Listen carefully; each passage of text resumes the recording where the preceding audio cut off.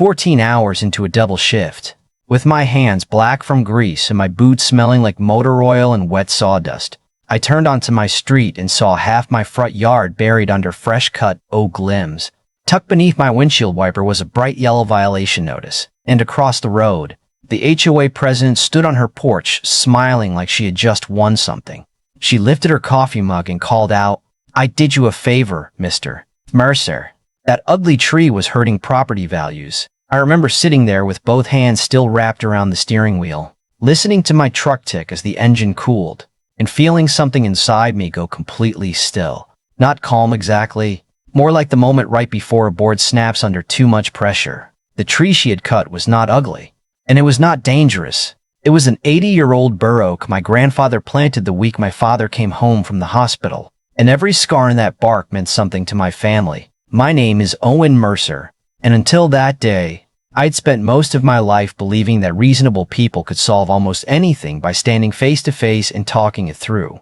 Marla Vance cured me of that belief. My wife, Renee, and I had bought our place in Cedar Hollow, a little neighborhood outside Lexington, Kentucky, in the spring of 2018. Cedar Hollow was not one of those glossy gated developments with fountains and fake stone pillars. It was 47 houses, wide lawns, cracked sidewalks, old trees, and neighbors who waved even when they did not know your name yet.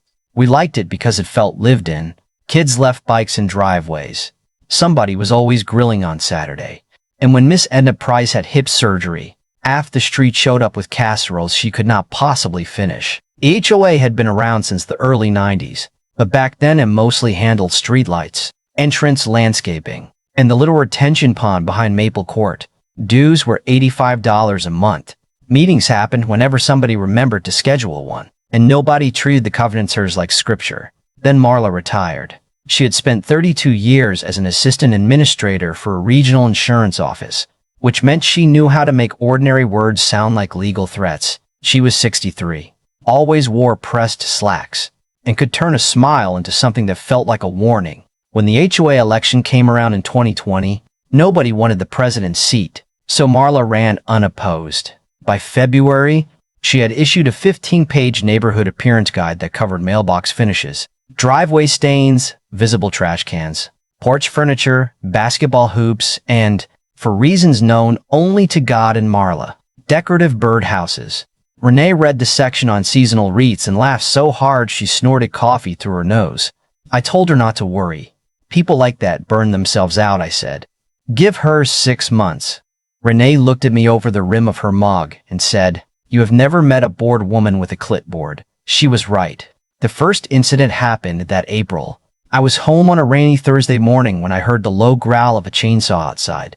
Anyone who works with wood knows that sound changes when the blade bites into healthy living grain.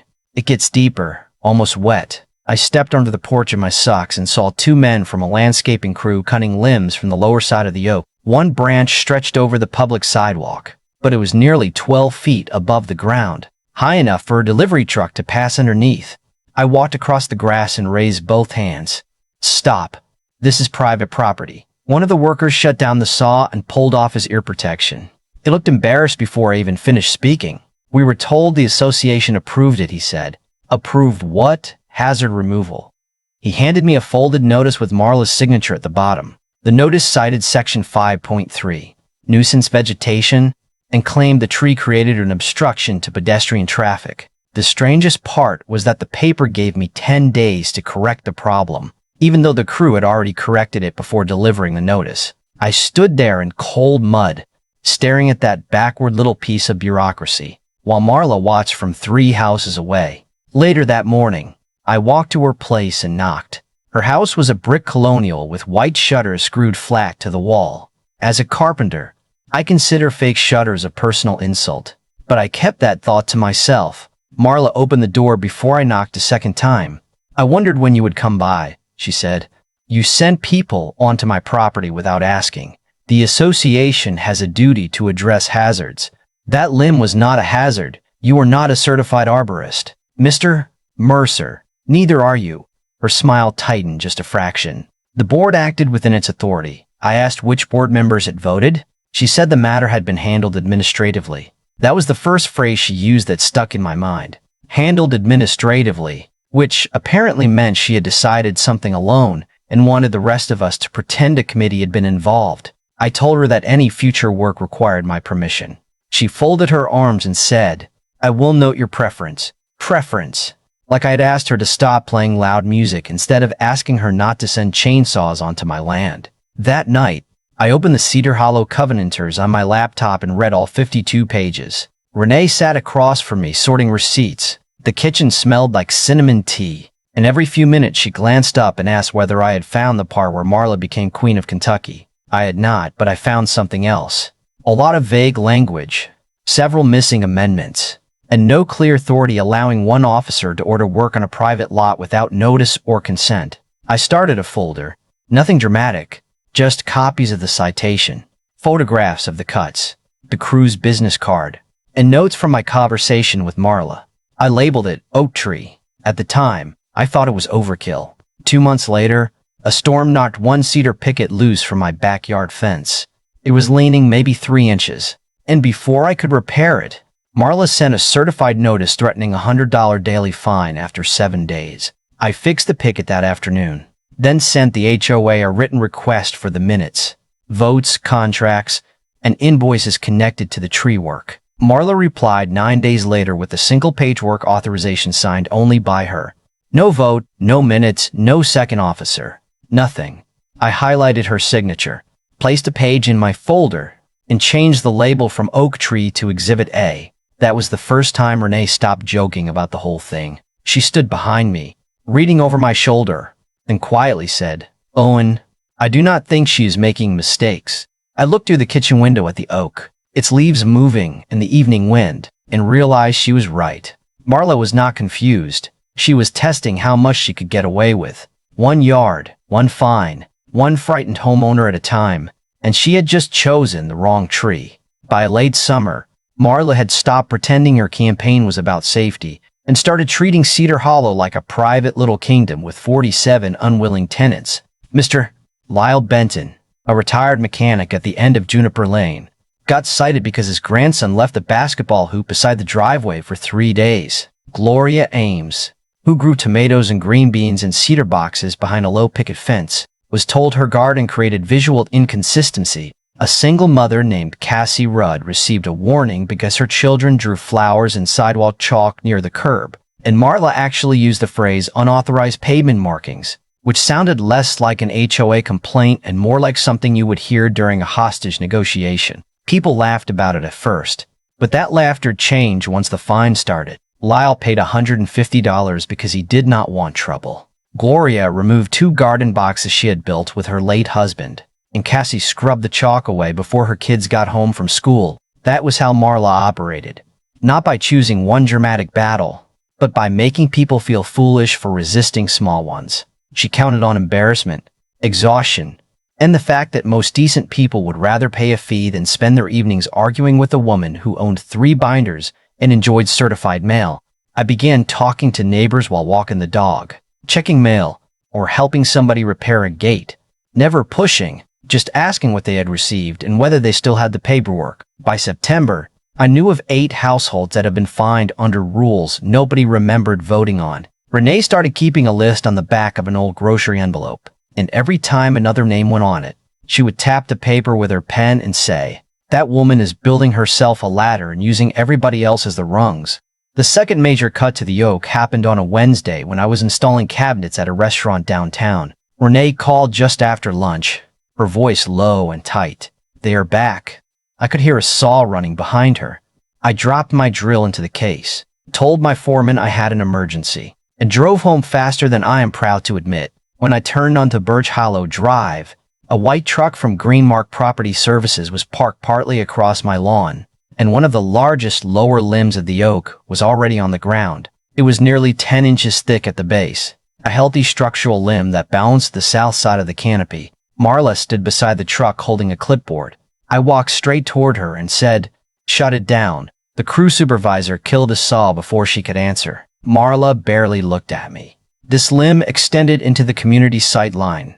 That is not a thing. It is addressed in the new canopy policy."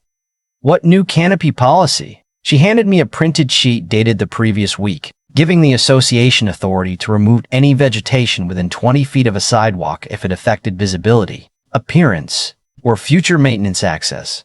The board approved this, she said. Which board? I asked. The board. Names, votes, date, minutes. Her mouth tightened. You are becoming hostile. I looked at the limb lying in my grass. Leaves still green, sap darkening the fresh wound. And for one ugly second I imagined snapping that clipboard across my knee. Instead, I took out my phone, photographed the tree, the truck, the workers, Marla, and every page she held. No, I said quietly. I am becoming organized. That sentence wiped the smile off her face. The next morning, I called a certified arborist named Dr. Miles Harlan, a soft-spoken man in his 50s who wore muddy boots and talked to trees the way some doctors talk to patients. He spent nearly 2 hours inspecting the oak, measuring the cut, checking the root flare, and studying the canopy from every angle. His report said the removed limb had been healthy, posed no immediate risk, and had been cut too close to the branch collar, increasing the chance of decay and fungal intrusion.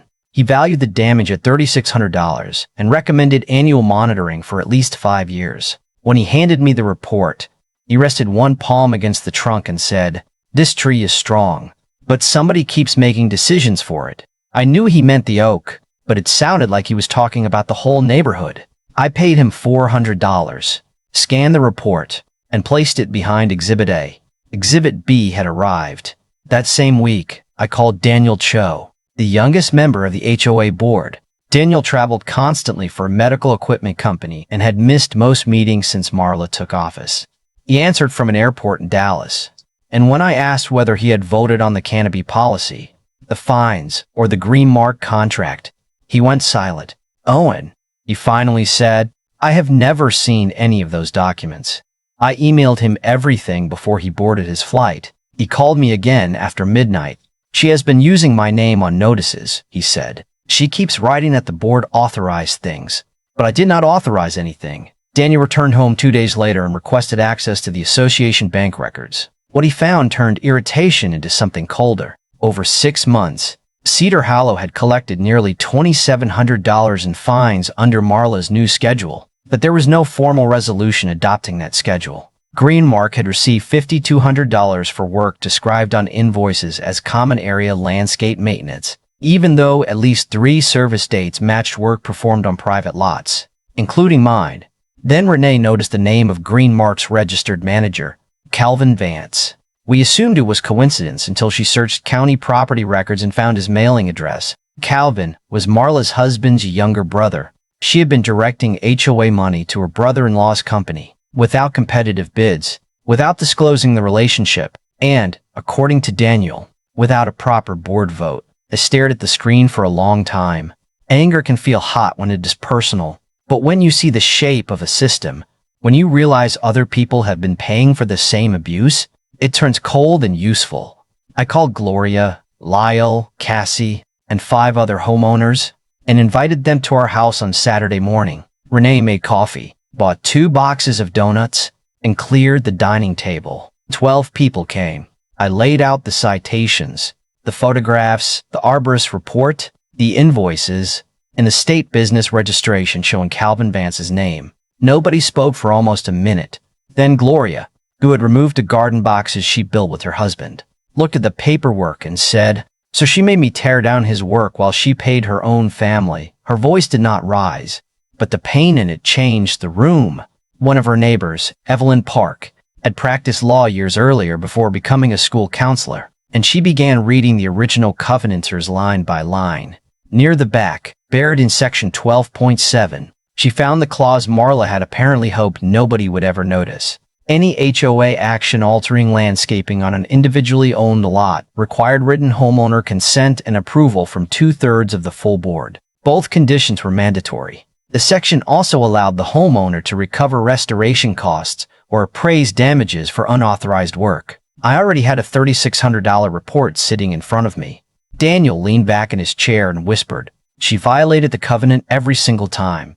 Evelyn kept reading and found another provision allowing 15% of homeowners to demand a special membership meeting. We had 12 households in a community of 47, more than enough.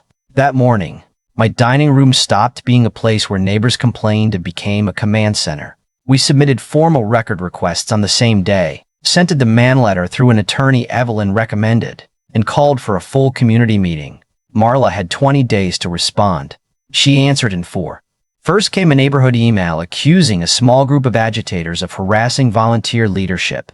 Then she held an emergency meeting with the only other active board member, a timid widow named Joyce Talbot, and attempted to retroactively approve every fine, policy, and contract she had already issued. Finally, she came to my house at 8:30 one evening wearing a navy coat and carrying no clipboard. Renee opened the door but did not invite her inside. Marla looked past her at me and said, "We can settle this privately." "What does privately mean?" I asked.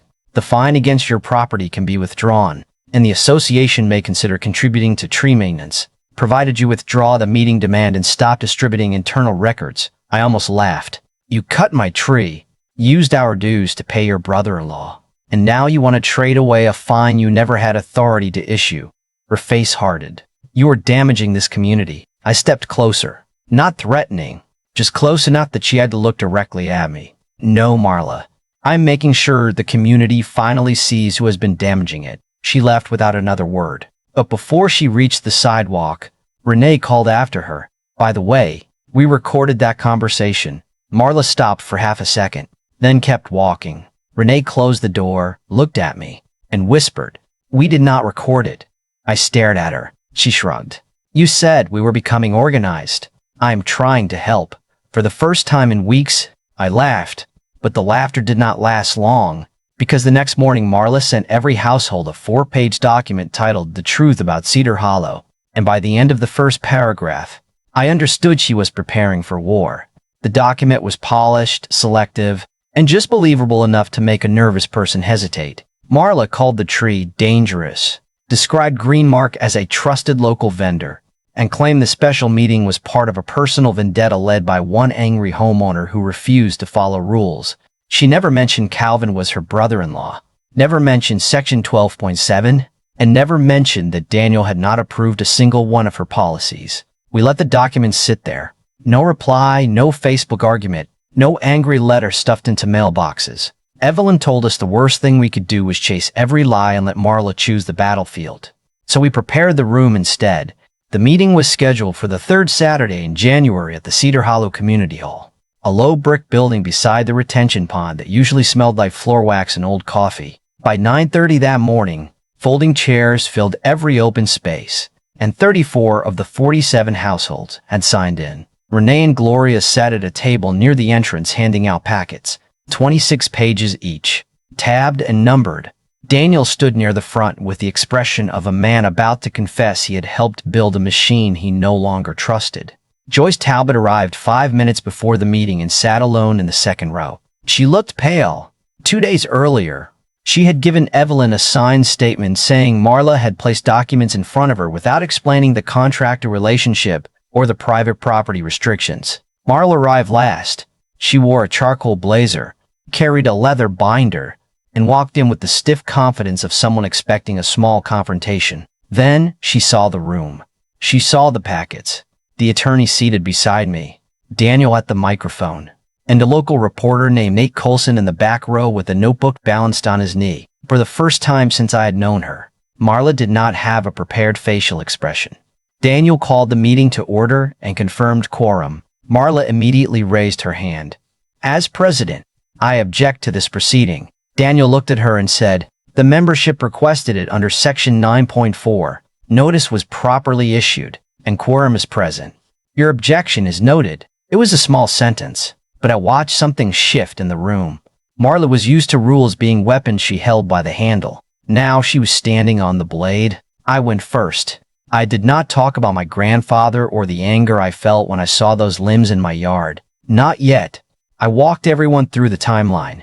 The first unauthorized cut, the second cut, the arborist report, the work orders, the invoices, and the board records that contained no valid vote. Then Evelyn displayed Section 12.7 on a projector screen. The language was plain enough that nobody needed a law degree to understand it. Written homeowner consent and approval from 2/3 of the full board. Marla had neither. Daniel then read a statement confirming that his name had been used in communications describing actions as board approved when he had never seen or voted on them. Joyce stood next. Her hands trembled around the paper, but her voice did not. "I trusted Marla's representations," she said. "I now understand that I signed documents without receiving complete information. I regret that, and I apologize to the homeowners affected." Marla turned toward her with a look so sharp it could have stripped paint. Joyce sat down and stared straight ahead. Then came the financial records. Evelyn explained that Greenmark had received $5,200 in association funds, that several invoices listed private residential addresses while describing the work as common area maintenance, and that Calvin Vance shared a family relationship with Marla that had never been disclosed. Nate, the reporter, raised his hand. "Ms. Vance, did you disclose to the board that Greenmark was managed by your brother-in-law before the contract was awarded?" Marla leaned toward the microphone. "The vendor relationship was based on price and availability." Nate did not blink. "That was not my question." The room went silent. Marla looked around, probably searching for one friendly face. But even the people who defended her online were staring down at their packets. Finally, she said, "I did not believe the relationship was material." Gloria stood before anyone could stop her. "You thought my garden boxes were material." That line hit the room harder than any legal argument. A few people laughed, but Gloria did not. Her eyes were wet. "My husband built those before he died, and you made me tear them apart while you were writing checks to your own family." Marla opened her mouth, then closed it. There was nowhere useful for her to go. The vote came next.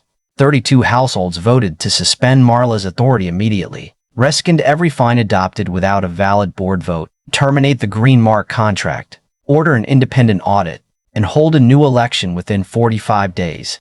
One household abstained. Marla cast the only vote against. When the result was announced, nobody cheered. That surprised me. I think we had all imagined some movie moment. Applause, maybe Marla storming out. Instead, the room just exhaled. Months of tension left 34 bodies at once, and the sound was softer than I expected. Marla gathered her binder slowly. As she passed me, she said, "You have damaged every property value in this neighborhood." I looked through the window at the bare oak branches moving over the parking lot and said, "No, we found the damage before you could hide it." The audit finished in March. It identified $3,800 in fines collected without valid authorization and nearly $6,000 in vendor payments that lacked proper approval or supporting records. The fines were returned. Greenmark repaid part of the disputed amount under a settlement, and Marla resigned before the new election. Daniel became president. Joyce stayed on the board, and every contract, vote, and meeting record was placed in an online folder accessible to all homeowners. Gloria rebuilt her garden boxes.